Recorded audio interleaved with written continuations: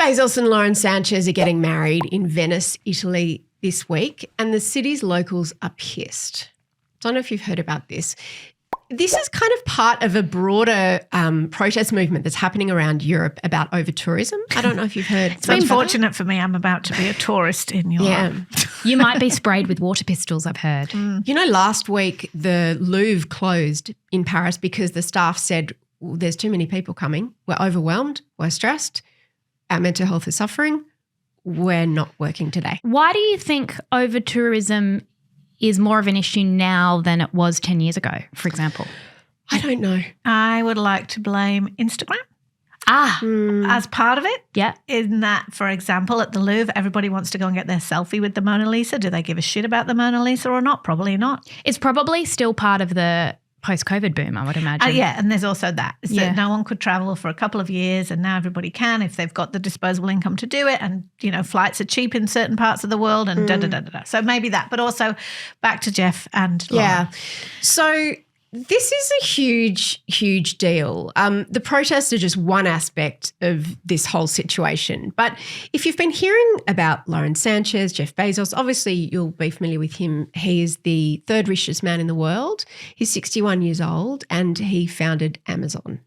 And if you're struggling to place them, remember the Trump inauguration. Were they there? Remember when he had all the tech billionaires sitting in a row, and Lauren wore a very eye-catching top.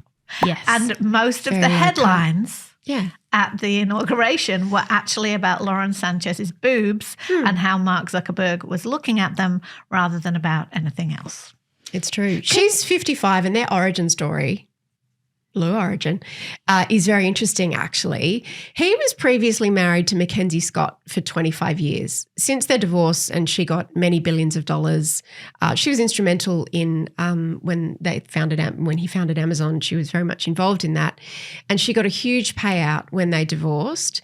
They had 4 kids together, and she's gone on to give most of that away. She's an incredible philanthropist. Lauren Sanchez is third-generation Mexican-American. She is a journalist, and she was previously married to a very big Hollywood agent, a guy called Patrick Weitzel. They were married for 14 years. They had 2 kids together, and she had another child with an NFL player, a long-term boyfriend of hers, before she married Patrick. Fun fact, he's gone on to marry an Australian. But before we get to that, the most interesting thing is they met in 2016 while married to other people. Yeah.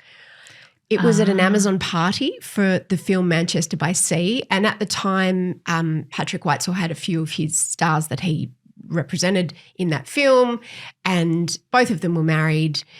And their friendship grew from there. It must have been quite the moment. I love to think about the fireworks flying at that party. I always wonder at weddings like this, when you do the speeches or you do your vows and you talk about whether it's love at first sight, I wonder how much you have to cloak it when it was a controversial meeting story, or if you just have to own it. Not now. It's everybody knows, and this is what's very, very interesting, is that their friendship apparently deepened in 2018, 2 years after meeting, when Lauren, who is a licensed helicopter pilot, she started working with Jeff Bezos on aerial filming projects for his space company, Blue Origin. So she goes way back with Blue Origin.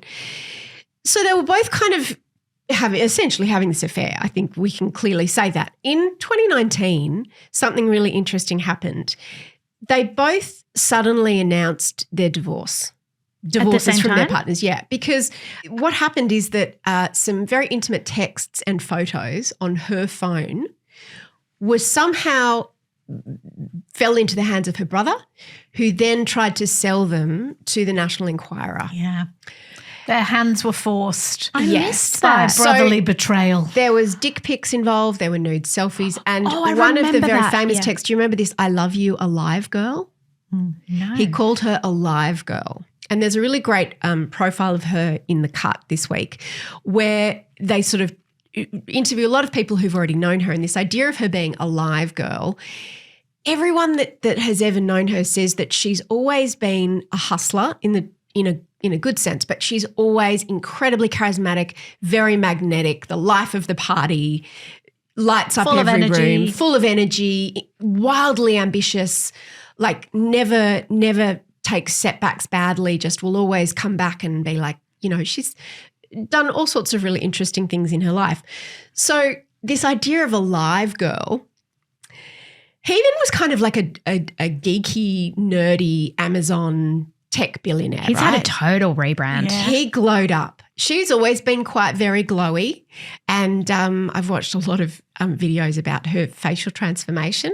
She's got that very hard-bodied, big fake boobs, a lot of very noticeable plastic surgery on her face. She's 55, and he's become really jacked. He shaved his head. So they've both really clearly share this love of, what would you call it?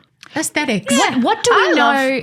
What do we know about the wedding? So the wedding is in Venice, as discussed. Yeah. It costs at least 10 million. We think probably more. So the protesters, some of the protests are about the fact that Venice over touristed, it's going to close it down, blah, blah, blah. But also it's about the idea of this spectacle of the uber rich while the world is burning. There were lots of speculation that Trump might go. I imagine that now he might be too busy. Yeah, but lots of very famous people will be there. Obviously the Kardashians will have a strong showing. Kris Jenner will certainly be there. There's talk that Clooney will be there.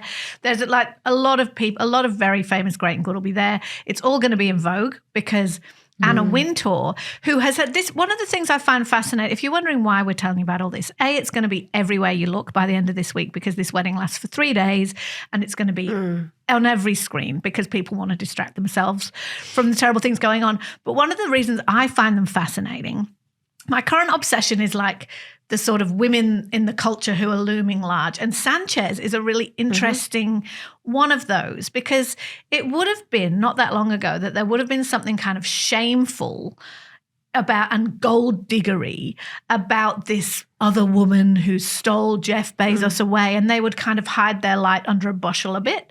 But Sanchez and Bezos, as you were just saying, Mia, have like been massively out and proud with this. They're very outside. And she is a very like archetype of aspiration, like looking the way she looks, which is not 55, for example, the way they spend their money, which is incredibly sort of, there's yachts and it's really interesting because I think that not that long ago we would have thought, we would have thought it wasn't classy, and Anna Wintour certainly would have thought it wasn't classy, but now she also sees which way the wind is blowing and she's like, we will be having this wedding, thank you. Yeah, I think she does still see it as not classy, but Anna Wintour is a survivor and she is very savvy and she knows that this is the new world order.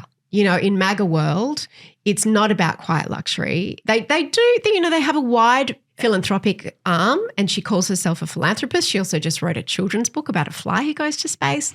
So like it's really, I've been watching some interviews with her to try to get a bit of a sense of her, and she's very, like, she doesn't try to be anything that she's not. She's very, I don't know, she seems like she'd be a good time. My only note is I was looking at the protesters thinking, I wonder what specifically they're protesting. And of course it is about Venice in particular has been overrun and historic sites have been damaged by tourists and all that kind of stuff, and they're basically like, which has been happening long before this wedding. But I thought, if you think that what Jeff Bezos is doing to Venice is bad, wait until you learn what he's been doing to the rest of the planet, because he is and it's interesting that the publicity machine has already started swinging into action. There have been lots of stories being planted about, here are all the local artisans that they're working with, and this person's made the cake and this local person's done this, and it's going to be phenomenal. That's ironic given that Jeff Bezos solely destroyed local economies. Exactly. Well, it's very interesting, this idea of over-tourism protests, because tourism is the backbone of the economy of a lot of these big cities, but the locals are always say, well, we can't afford to live here anymore. So, we have that in our own cities like Byron Bay, for example. There's a lot of protests about over-tourism there and about how, people are being driven out and can't afford rents anymore. So it's going to be really interesting to watch. Apparently she's had 27 dresses commissioned that are all pretty much couture. She's probably going to wear Oscar de la Renta. That's what she wore to the Met Gala. There was a bit of a holding nose over who would design it, but and also around all the MAGA people, Melania Trump and all the MAGAs. But now the designers, again, have seen the way the wind blows. this is incredibly lucrative for them. Can you imagine how much publicity it's going to get and how much money is going to be spent? She's also been at Dolce & Gabbana. I'm sure she's spreading the love around if she's got 27 dresses to wear.